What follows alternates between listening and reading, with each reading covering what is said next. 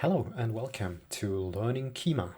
My name is Christian Lechner and I would like to offer you a little series on following along my learning path with Kyma. This is the first video of the series, it's episode 0, where I will give you a little bit of an introduction, a little bit of context, why you should learn Kyma from my perspective. And I will also highlight some prerequisites that you need in order to follow along.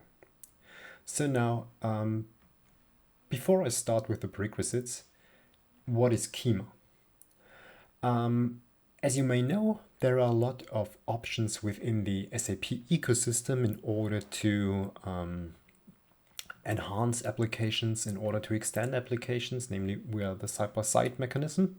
And there are several offerings that SAP has in its portfolio. And one of them is Kyma.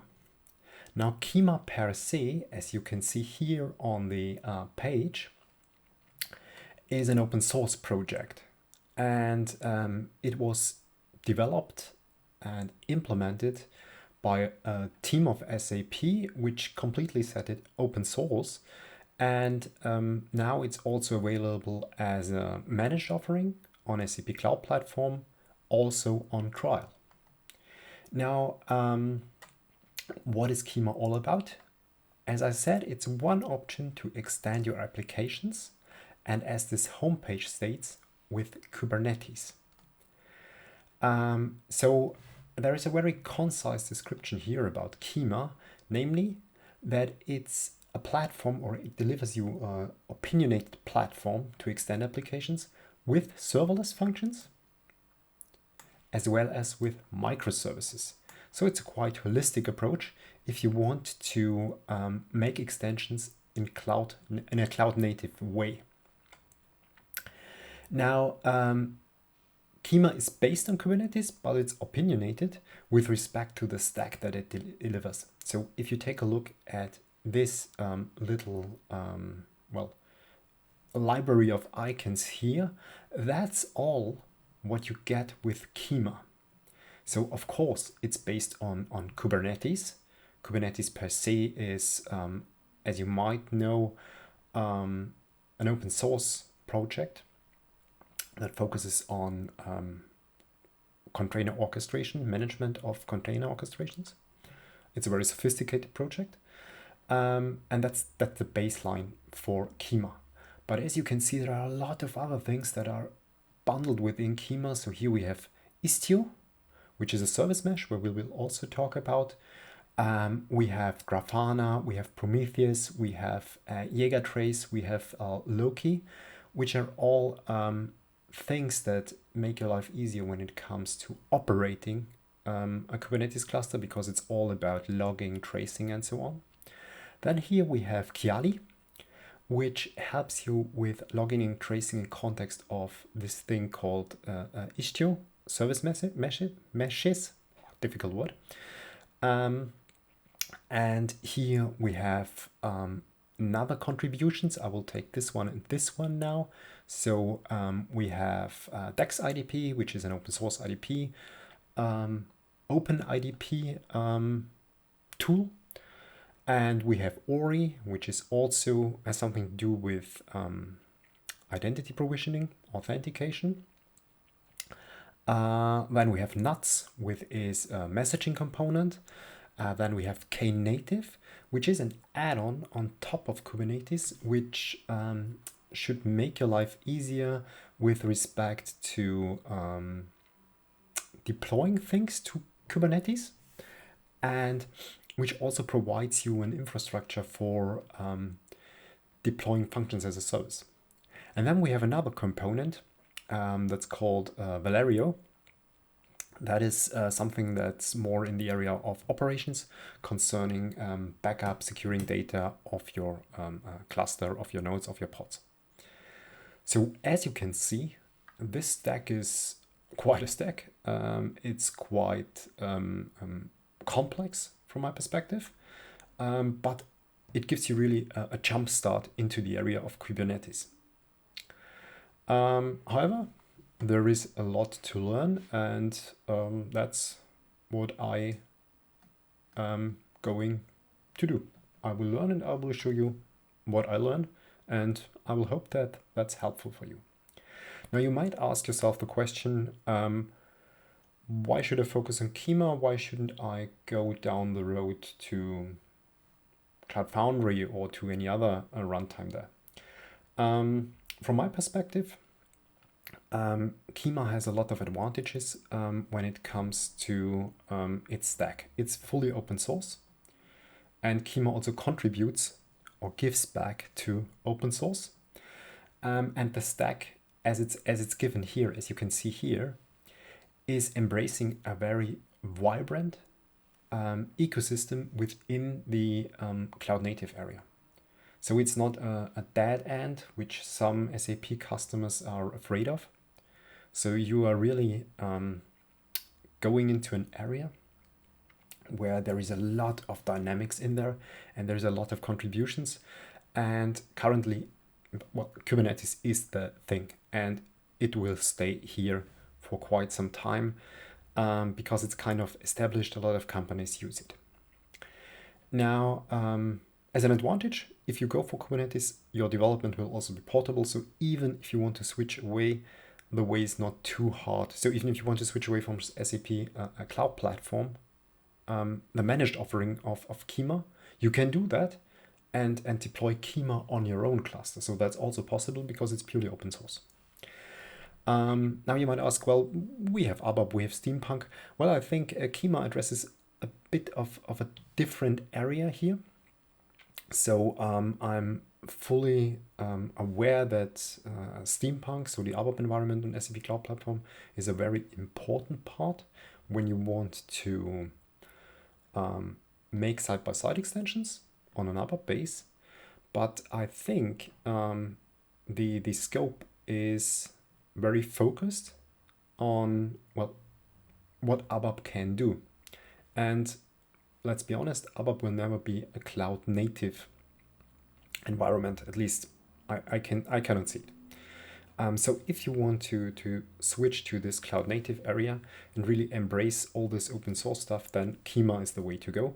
From my perspective, there is also Cloud Foundry. I wouldn't say it's a dead end, but I wouldn't bet on it.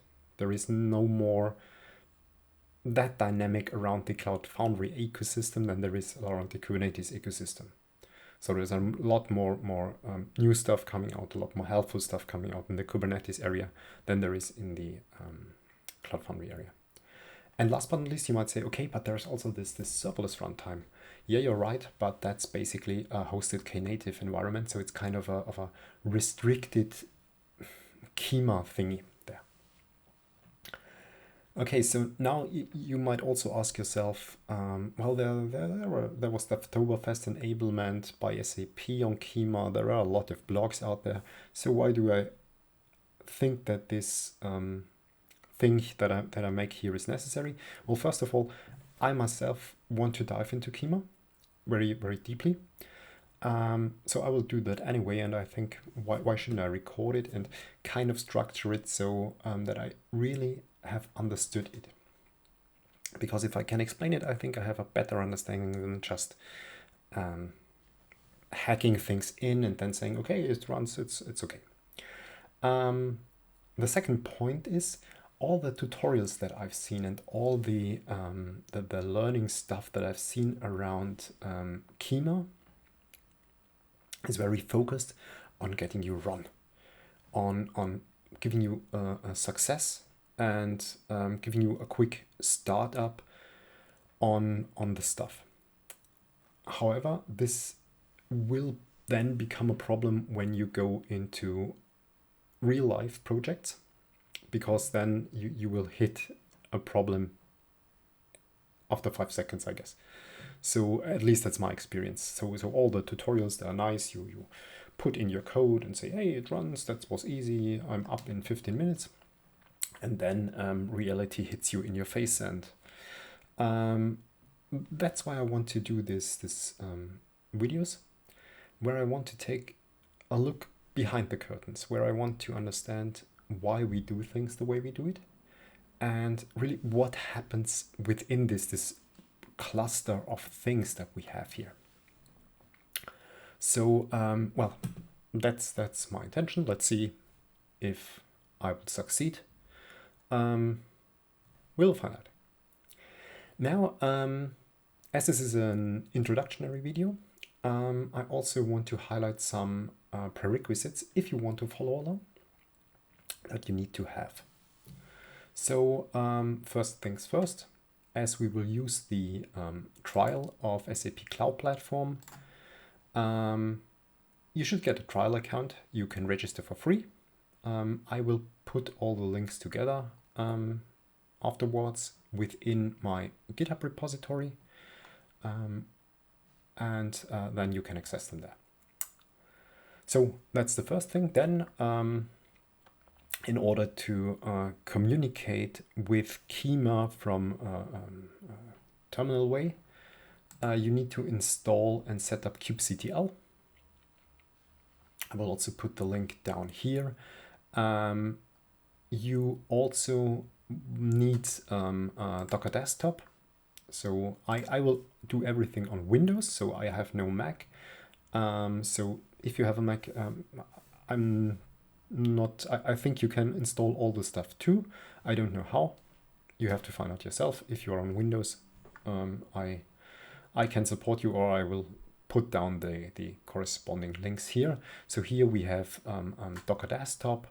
Then as we need to push containers that are made by Docker and make them available to Kyma, you need to have a Docker Hub account. That's also for free. There have been now some restrictions with respect to the frequency and amount of images that you can fetch from Docker Hub, but for our exercises that's not really of relevance. And then last but not least, because we'll take a look at a bit into coding for sure, I would recommend to install Visual Studio Code if you do not have it anyway. And then I would recommend to install two extensions of Visual Studio Code that are available on the marketplace. So one is this Docker extension that helps you when dealing with Docker in general, but also gives you some nice highlighting of the Docker files that we will need. And then the other extension is the Kubernetes tooling. That's kind of optional, but it will also help us when we deal with all the nice YAML files that we will have to when we go down the road to Kyma. Okay, and concerning all the information, well, the videos will be available on YouTube, and all the links, if there are one, or if there are slides or something like that, I will make them available on my GitHub account on the repository Learning Kyma. Yeah, with every episode, I think I will make a little folder, and then let's see how we move along. So yeah, that was it as an introduction, as an description of the prerequisites. And within the next session, we will set up managed Kyma within an SAP trial account. Well, I hope to see you there. Until then, I wish you all the best. Bye.